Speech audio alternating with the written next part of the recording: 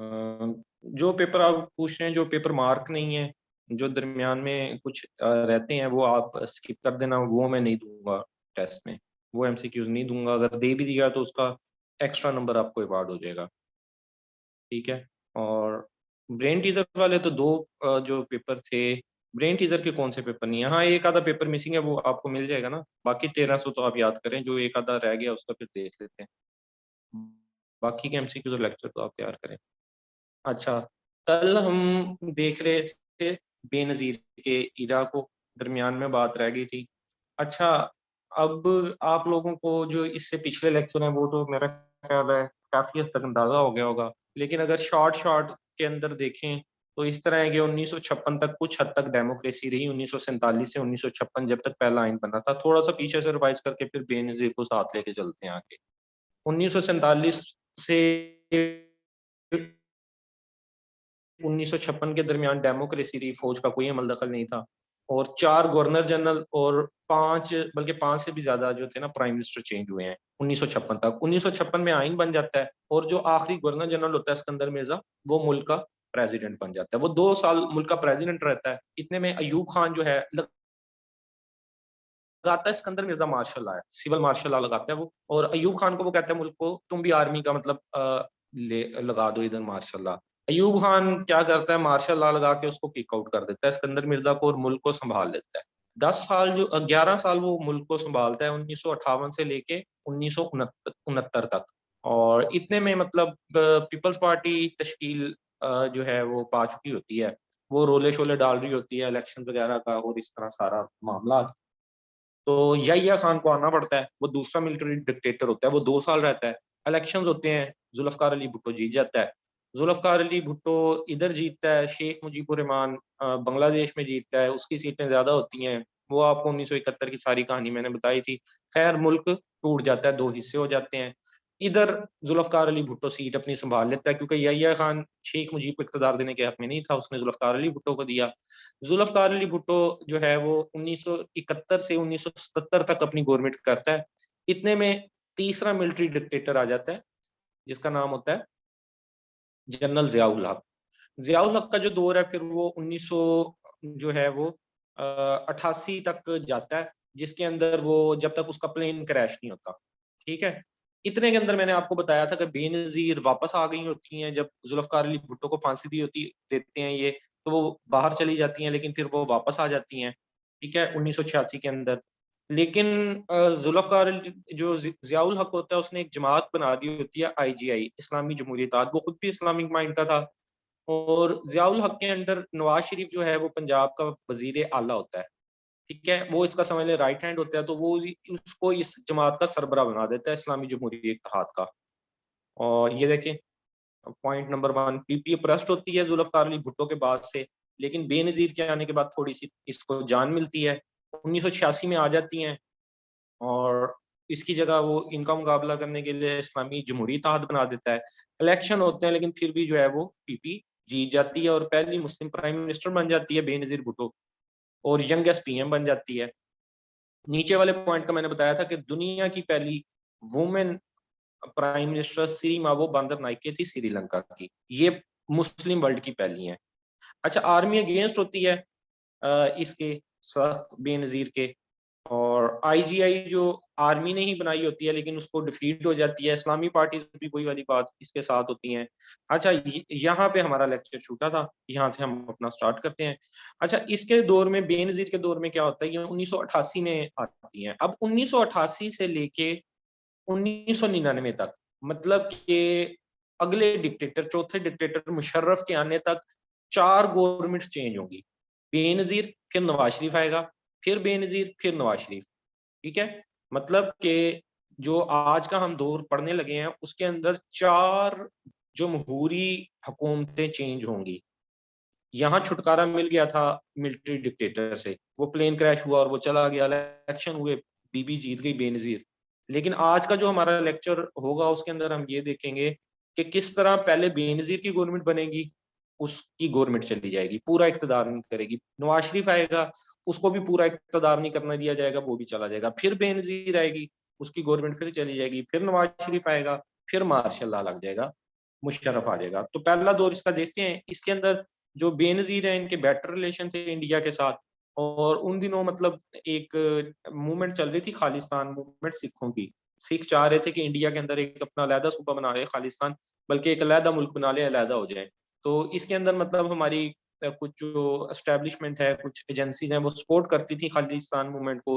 कुछ जो इधर सिख बरादरी के लोग रहते हैं पाकिस्तान में, वो भी मतलब एक्टिव थे।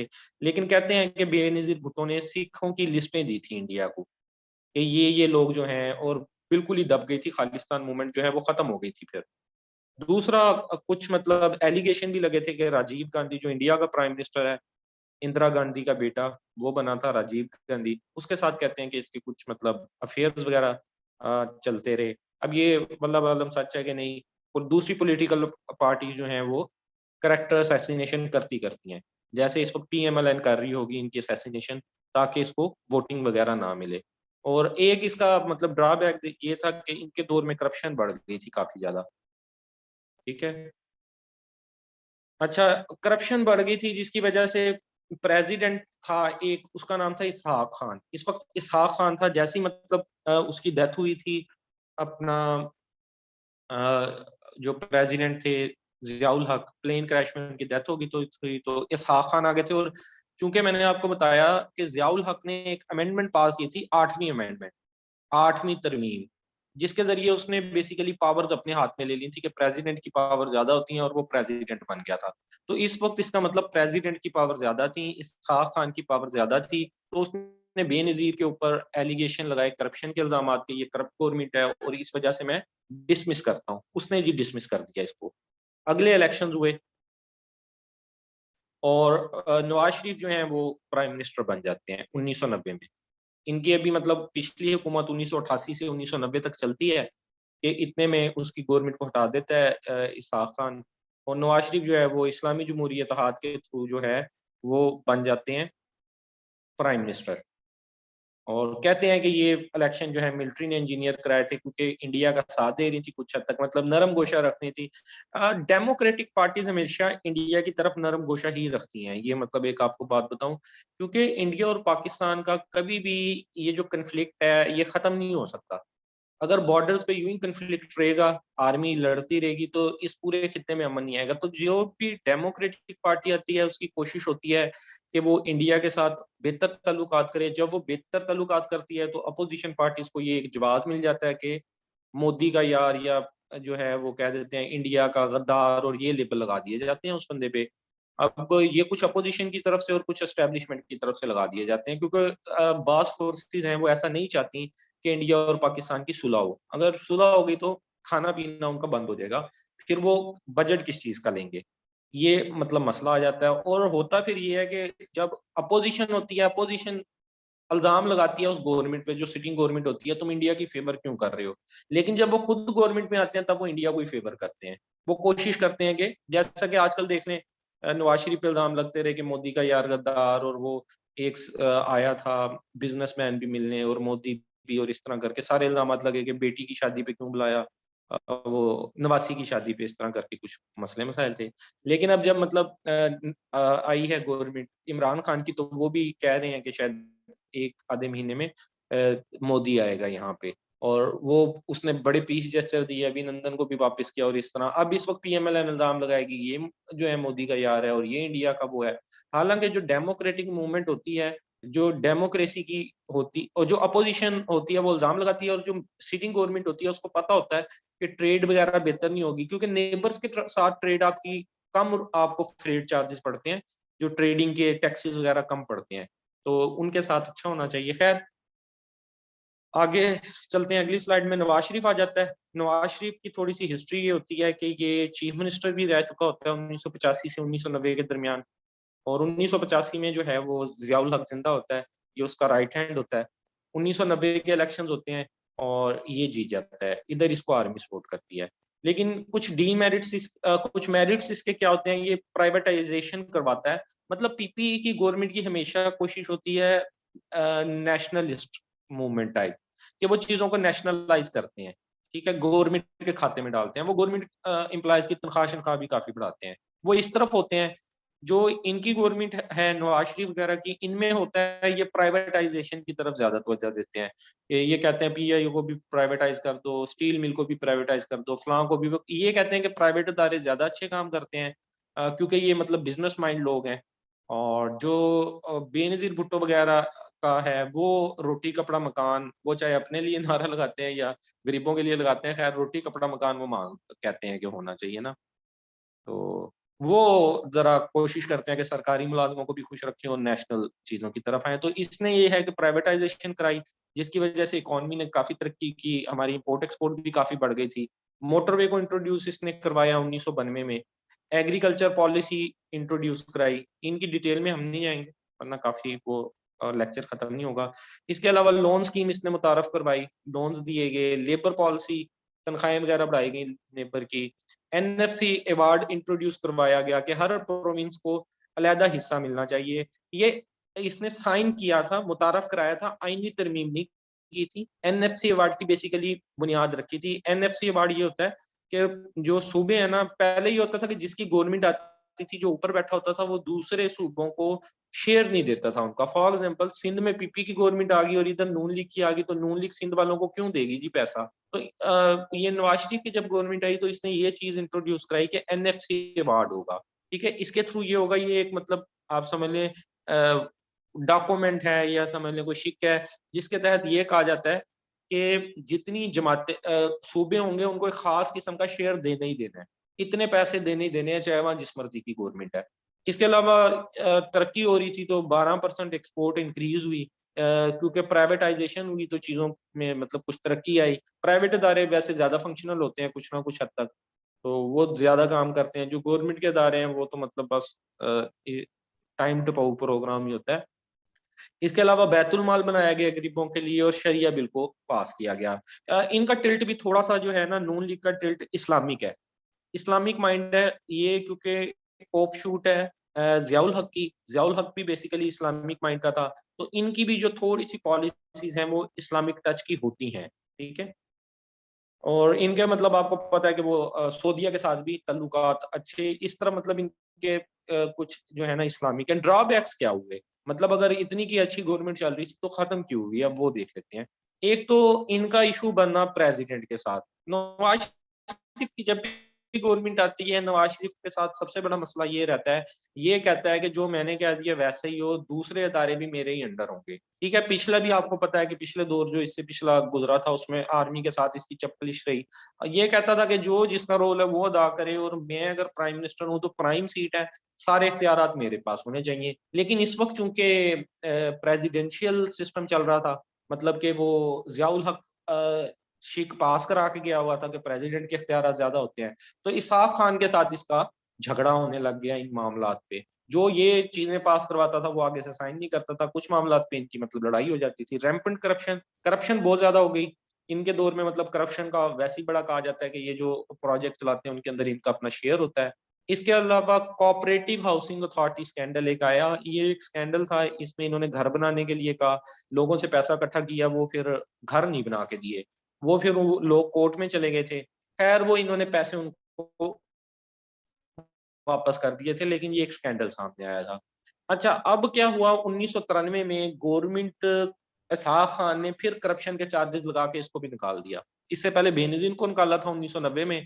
अब 1993 में उसने करप्शन के चार्जेस लगाए और कहा कि मैं भाई डिसमिस करता हूँ, ये करप्ट गवर्नमेंट है, अब प्राइम मिनिस्टर करप्ट है, ये कह के उसने जी इसको बरतरफ कर दिया।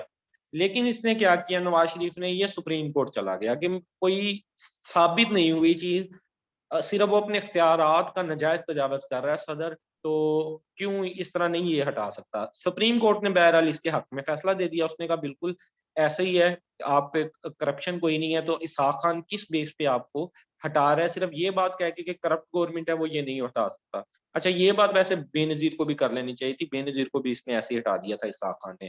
खैर सुप्रीम कोर्ट ने नवाज शरीफ की फेवर में फैसला दे दिया, लेकिन चूंकि क्लैशेस बहुत ज्यादा हो गए थे सदर और वजीर आजम के, तो अब मुमकिन नहीं था मजीद गवर्नमेंट चलना। तो ये जाते जाते नवाज शरीफ प्रेसिडेंट का भी सर लेता गया, दोनों को रिजाइन करना पड़ा 1993 में। मतलब इसको एक दफा निकाल दिया, सदर ने, साफ खान ने। ये चला गया सुप्रीम कोर्ट कि भाई मेरे पे करप्शन साबित नहीं हुई, किस लिए निकाला? सुप्रीम कोर्ट ने इसको इसके ओहदे पे बहाल कर दिया कि भाई जी वापस जाओ। ये वापस चला गया। और बल्कि उस दौर में वोट ऑफ कॉन्फिडेंस भी इसने लिया था जब ये वापस आया ना। तो जैसे अभी पिछले दिनों में आपने देखा होगा, इमरान खान को वोट ऑफ कॉन्फिडेंस मिला 178 वोटों के साथ, और वो जीत गया है। तो इसने भी तब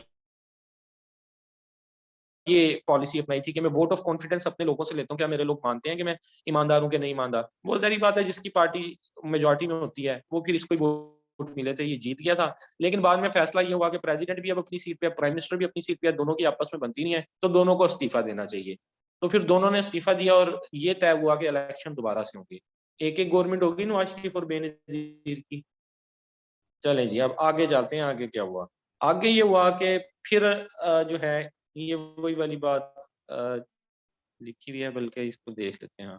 1993 में साख खान और शरीफ दोनों को रिजाइन करना पड़ जाता है, सीटें खाली। 1993 में फिर इलेक्शन होते हैं और दोबारा से पीपल पार्टी इक्तदार में आ जाती है। बेनजीर भुट्टो फिर दोबारा वजीर आजम बन जाती है दूसरी दफा, और फरूक लगारी को ये जो है ना वो प्रेसिडेंट बना देते हैं।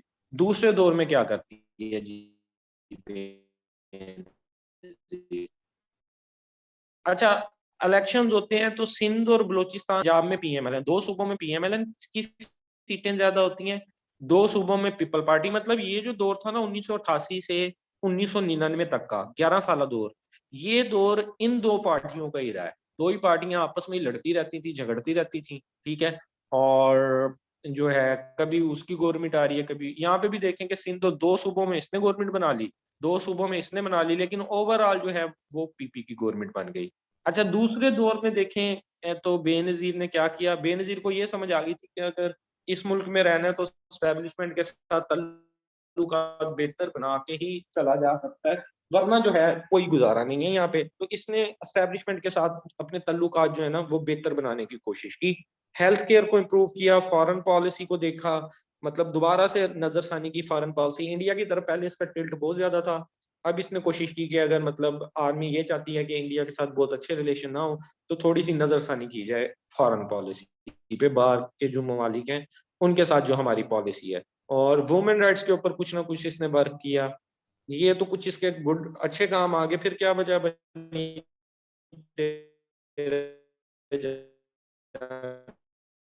जाने की है, फिर क्यों चली गई दूसरी बात। बिलियन रुपए के न्यू टैक्स लगा दिए गए थे बजट में, जो इसके दौर में बजट पेश हुए उनमें न्यू टैक्सेस लगाए गए, वो 128 बिलियन के टैक्सेस बनते थे। इसके अलावा मुर्तजा भुट्टो, इसका अपना भाई, उसकी किलिंग हो गई, उसके अंदर कहते हैं कि इसका अपना कुछ हाथ था। तो वो मतलब इस तरह की कॉन्स्पिरेसी बन गई। कुछ कॉन्स्पिरेसीज कभी हल नहीं होती, तो ये भी उनमें से एक थी। इकोनॉमिक जो कंडीशन है मुल्क की वो थोड़ी खराब होने लगी थी, महंगाई बढ़ने लगी थी, एक ये वजह भी बनी। और जरदारी को जो है वो लेबल मिला 10% का, और ये पाकिस्तान में नहीं दिया था जैसे आजकल तो यहाँ दे देते हैं ना कोई लेबल। ये सऊदी अरेबिया ने दिया था जरदारी को। हो रही है, इकोनॉमिक कंडीशन जो है कुछ स्टेबल हुई थी, लेकिन वो दोबारा से खराब। जरदारी जब भी आया मुल्क के हालात खराब ही करके गए हैं। तो इसको फिर 10% का खराब दिया। कहते हैं कि जितने भी मंसूबे होते थे मुल्क के, वो जरदारी के बगैर साइन नहीं होते थे। हर मंसूबा जो भी साइन होने हैं दूसरे मुल्कों के साथ, या मुल्क के नेशनल जो मंसूबे हैं, उसमें 10% शेयर जरदारी का होता था। इसलिए इसको मिस्टर 10% का भी खिताब दिया गया सऊदी अरब की तरफ से, ठीक है। और सऊदी अरब ने शायद हो सकता है इस वजह से भी दिया हो, सऊदी अरब की गवर्नमेंट हमेशा से नवाज शरीफ को सपोर्ट करती है, तो उनका होगा कि नवाज शरीफ ही वापस आए शायद। लेकिन वैसे करप्ट तो है ये काफी जरदारी। अच्छा, इतने में फरूक लगारी जो था उस वक्त प्रेसिडेंट, अख्तियारात तो प्रेसिडेंट के ही अभी तक ज्यादा थे, तो उसने दोबारा से इसकी गवर्नमेंट को करप्शन की चार्जेस पे 1996 में फिर डिसमिस कर दिया। मतलब 3 साल तकरीबन पहले इसकी गवर्नमेंट चली, 3 साल अब चली, दोनों बार इसको करप्शन के चार्जेस पे सदर ने डिस्क्वालीफाई किया कि बाय बाय, ठीक है। अब फिर दोबारा इलेक्शन की आ जाते हैं, चौथे इलेक्शन। दो बारियां हो गई थी बेनजीर की, अब इसकी अभी रहती थी नवाज शरीफ की, ठीक है। ये देखें नवाज शरीफ बैठा है, ये मेरा ख्याल है साथ में लेडी रियाना लग रही है। अच्छा, दूसरा टर्म आ गया जी नवाज शरीफ का। पीएमएल गवर्नमेंट का दूसरा टर्म आया, ये पीएमएल जीत गई और बड़ी वाजिया मेजोरिटी से जीती। कहते हैं कि मतलब इतनी मेजोरिटी से आज तक कोई जमात नहीं जीती थी इलेक्शन, जितनी मेजोरिटी से, 2/3 मेजोरिटी से आई थिंक ये जीत गई थी। और नई पार्टी न्यू गवर्नमेंट इन्होंने 1997 में पास कर ली। अब इसके मेरिट्स देख लेते हैं कि इस गवर्नमेंट में इसने क्या क्या अच्छे काम किए और क्या क्या बुरे काम किए। एक तो मोटरवे कंप्लीट हुआ, वो इस्लामाबाद से जो लाहौर वाला मोटरवे है, मोटरवे कंप्लीट किया। अटॉमिक एक्सप्लोजन हुए 28 मई 1998 को। स्टार्ट ये काम भुट्टो ने किया था, जुल्फकार अली भुट्टो ने, इस्लामिक एटॉमिक बम के नाम से। उसके बाद जो भी डेवलपमेंट्स रही हो, ये है कि इनकी गवर्नमेंट में धमाके हुए थे, तो इसलिए ये क्रेडिट ले जाते हैं, क्योंकि मेन स्टेयरिंग पे जो है ना, जो उस वक्त कंट्री को चला रहा है, मेन हेड वो उसी को समझा जाता है। अच्छा बुरा सारा उसके खाते में ही पड़ता है। अच्छा, इसने एक काम ये किया, इसने 13वीं अमेंडमेंट पास कराई। इसने कहा कि पिछली दफा भी मुझे मतलब जो है सदर ने निकाल दिया था, और जाते जाते ये सदर का सर भी लेता गया था, शाह खान का। तो इस दफा इसने कहा कि लड़ाइयां पड़ती रहेंगी दोबारा से मेरी सदर के साथ, तो ऐसा करते हैं कि सदर, वो जो शिक है ना सदर वाली, जियाउल हक वाली, वो चेंज कर देते हैं। तो इसने 13वीं अमेंडमेंट पास की और वो शिक की चेंज कर दी। इसने कहा प्राइम मिनिस्टर की अथॉरिटीज ही ज्यादा होती हैं। अब प्राइम मिनिस्टर, अब इसको लगा कि भाई मेरी अब गवर्नमेंट मजबूत है, अब सारे फैसले मैं ही करूंगा। ठीक है। अच्छा, अगर यही सब कुछ था तो फिर इसकी गवर्नमेंट क्यों चलेगी? अब ये देख लेते हैं अगर ये सब कुछ इतना अच्छा कर रहा था, फिर इसकी गवर्नमेंट किस लिए गई। देखें जी, रफीक ताड़र को इसने बना दिया प्रेसिडेंट, और ये आमतौर पे प्रेसिडेंट ऐसे लोगों को चुनता था जो बस प्यूपिट टाइप होते थे। ठीक है, जैसे पिछले दौर में इसने ममनून हुसैन को चुना था, वो बस नाम का सदर था। इस तरह इसने रफीक ताड़र को चुन लिया। अच्छा, अब कुछ वाकयात क्या हुए इसके जानेंगे। एक तो इसने गवर्नर राज नाफज कर दिया था सिंध में। सिंध में लड़ाइयाँ बहुत तेज हो गई थी, तो इसने वहां की गवर्नमेंट को खत्म करके वहां पे गवर्नर राज लगा दिया था। तो इस वजह से सिंध के लोग इससे काफी खफा हुए थे। दूसरे नंबर पे लाहौर डिक्लेरेशन इसने साइन की। इसने वाजपेयी को बुलाया। वाजपेयी जो है वो बस के जरिए आया था यहाँ पे पाकिस्तान, ये जो लाहौर बॉर्डर है उसके जरिए 1999 में। मतलब इंडिया के साथ ताल्लुकात बेहतर हो रहे थे, ताल्लुकात बेहतर इस तरह नहीं भाई। तो दूसरा एक काम इसने ये किया, इसने खड़े खड़े उस वक्त का आर्मी चीफ होता था जहांगीर करामत, उससे रिजाइन ले लिया। वो इसके ऑफिस से मिलने आया, किसी बात पे इनकी खिटपिट हुई, इसने खड़े खड़े कहा भाई जी आज तो अपनी मर्जी का रख लिया था, लेकिन यहाँ एस्टेब्लिशमेंट के साथ इसका जो है वो पंगा बन गया। इसने जहांगीर करामत जो उस वक्त चीफ ऑफ आर्मी स्टाफ थे उनको रिजाइन करवा दिया था, और इसने अपने फेवरेट एक मतलब जूनियर ऑफिसर था परवेज मुशर्रफ, उसको प्रमोट करके जो है इसने आर्मी चीफ का ओहदा दे दिया। अच्छा, और जन अब क्या हुआ कि जनरल मुशर्रफ ने एक ऑपरेशन शुरू किया, कारगिल ऑपरेशन। ठीक है, ये कितना टाइम है इसमें ये कवर करना है? ठीक हो गया, ये 3 पॉइंट है, ये हमने 7-8 मिनट में कवर कर लिया। अच्छा, क्या हुआ, ये बड़े मजे की स्टोरी है, इसके ऊपर अक्सर लोगों को जो है ना वो अभी तक अबहाम भी है कि कारगिल में क्या हुआ। कुछ लोग कहते हैं कि मुशर्रफ की गलती है, कुछ लोग कहते हैं कि नून लीग की गलती है। मैं दोनों स्टांस से आपको सुना देता हूँ, तो फैसला फिर हर बंदा अपनी मर्जी से कर ले। तो जैसे एक दफा सुप्रीम कोर्ट का फैसला आया तो आखिर में उन्होंने मतलब किसी की गलती नहीं निकाली, उन्होंने भाई ये लिखा था कि अपनी मर्जी से समझने वाला जो समझ ले वही जो है ना कसूरवार है। तो यहाँ भी वही चीज अप्लाई होगी। अच्छा, हुआ ये कि इंडिया के साथ कारगिल वार हुई, जनरल मुशर्रफ उस वक्त आर्मी चीफ बन गए थे। अच्छा, ये ऑपरेशन ऑफ कारगिल का इसको नाम दिया गया। ऑपरेशन असल में छोटा होता है, वार हमेशा बड़ी होती है। तो ये ऑपरेशन के नाम पे शुरू किया गया कि जैसे ऑपरेशन चलते हैं, ऑपरेशन रद्दुल फसाद, राह निजात और ज़रब अज़ब, इस तरह कि ये एक ऑपरेशन हो रहा है जो है कारगिल का। कारगिल एक चोटी है, आप ये समझ लें कि ये एक चोटी है मुख्तसर। इस तरफ ये लगा लें कि इंडिया है, इस तरफ जो है पाकिस्तान है। इसमें क्या हुआ कि ये रहते लोग इसी तरफ हैं, अपनी अपनी तरफ, जो फौजी फौजी है ना, और चोटी का कुछ हिस्सा इंडिया के पास है, कुछ हिस्सा पाकिस्तान के पास है। इसमें क्या हुआ कि मुशर्रफ ने अपनी फौजें यहाँ भेजी और उन्होंने इस चोटी पे कब्जा कर लिया, टोटली कारगिल की चोटी पे कब्जा कर लिया। अब जब कारगिल की चोटी पे कब्जा कर लिया तो ये बड़ी कामयाबी थी, लेकिन ये एक वार की शक्ल अख्तियार कर गया। बेसिकली ये एक ऑपरेशन था, लेकिन एक ये फुल फ्लेज वार बन गई। अच्छा, इस चीज से कहते हैं कि मतलब जो नवाज शरीफ का स्टांस है वो ये कहता है कि मुझे इसने बताया नहीं था, जो है जनरल मुशर्रफ ने, इसने सिर्फ कहा था कि एक छोटा सा ऑपरेशन है और इसने तो पूरी वार छेड़ ली, जंग छेड़ ली। अच्छा, अब हुआ क्या इसमें, मजे की चीज कि यहाँ पे तक तो पहुंच गई फौज। जो अब दोनों का स्टांस में मतलब बताता हूँ। एक मतलब जो मुशर्रफ का स्टांस है पहले वो सुने। मुशर्रफ कहता है कि हमने कब्जा कर लिया था यहाँ पे कारगिल की चोटी के ऊपर, और यहाँ पहुंचने के बाद मुशर्रफ ने कहा कि हमें फौज मजीद भेजी जाए मदद के लिए, हेलीकॉप्टर वगैरह भेजे जाए। अच्छा, इतने में मुशर्रफ कहते हैं कि मुझे वापस बुला लिया नवाज शरीफ ने। नवाज शरीफ ने कहा जी ये वापस आ जाओ फौजें, ये मेरे हुक्म के बगैर अमल हुआ है और इस तरह ये बेहतर नहीं है। और ये इसने जाके वाशिंगटन डिक्लेरेशन ऑफ 1999 कर ली।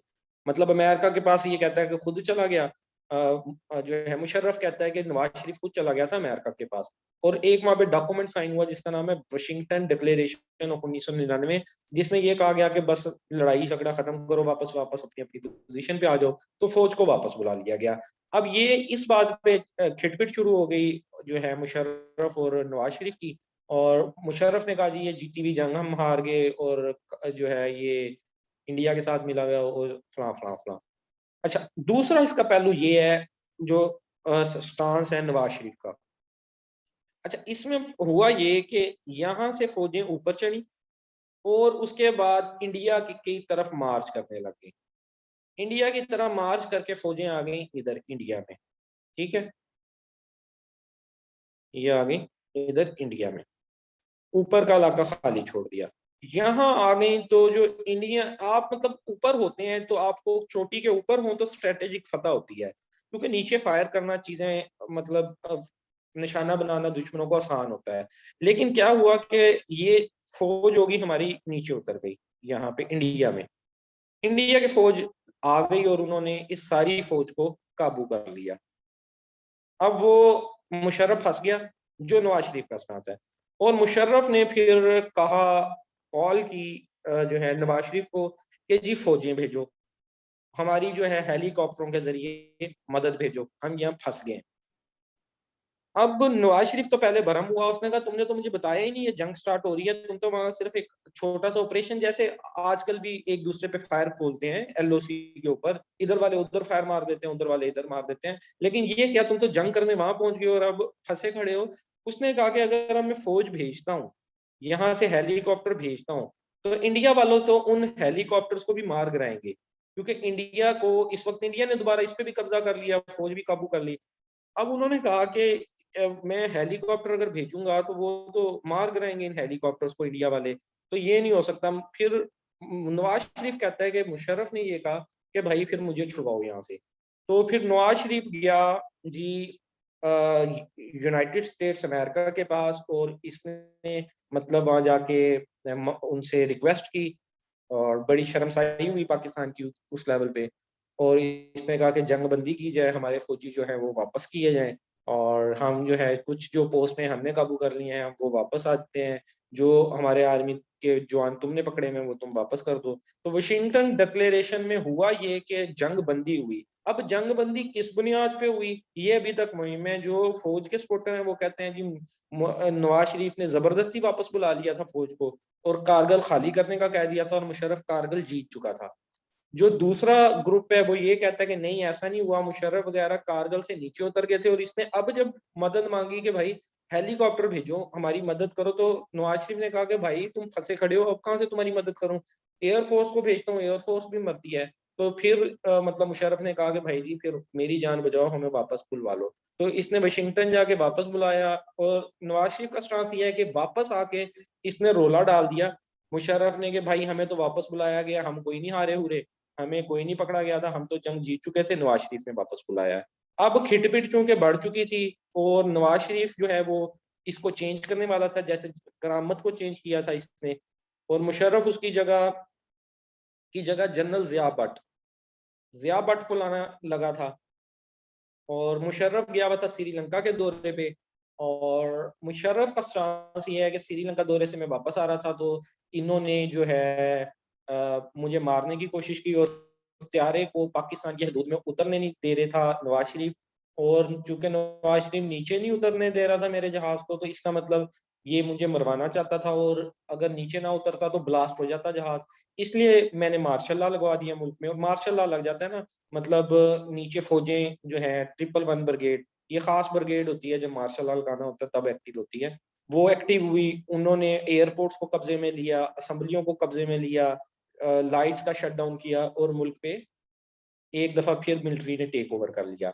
अब जो इसमें मुशर्रफ का स्टांस है, मुशर्रफ ये कहता है कि जी मैं हवाई जहाज में था और इसने मुझे मरवाने की साजिश की, कॉन्स्पिरेसी ऑफ मर्डर की, जिसकी वजह से नवाज शरीफ को जेल में डाल दिया गया। ये करप्शन की वजह से नहीं डाला गया था, ये बेसिकली डाला गया था कॉन्स्पिरेसी ऑफ मर्डर, कि मेरे कत्ल की साजिश थी। और इसको फिर वो जला वतन भी कर दिया गया, सऊदी अरब भेज दिया गया इसको। और जो इसमें नवाज शरीफ का स्टांस है, नवाज शरीफ ये कहता है कि मैं बिल्कुल इसको चेंज कर रहा था, मैं जनरल जिया भट्ट को लगाने लगा था क्योंकि ये नाअहल था, इसकी वजह से मुशर्रफ, इसकी वजह से हम कारगिल की वार हारे थे। और मैंने मतलब मार्शल लॉ, वो ये स्टांस देता है कि अगर मैंने इसको मरवाने की कोशिश की, ये हेलीकॉप्टर में था तो हेलीकॉप्टर में बैठे बैठे इसने मार्शल लॉ कैसे लगवा दिया। वो ये कहता है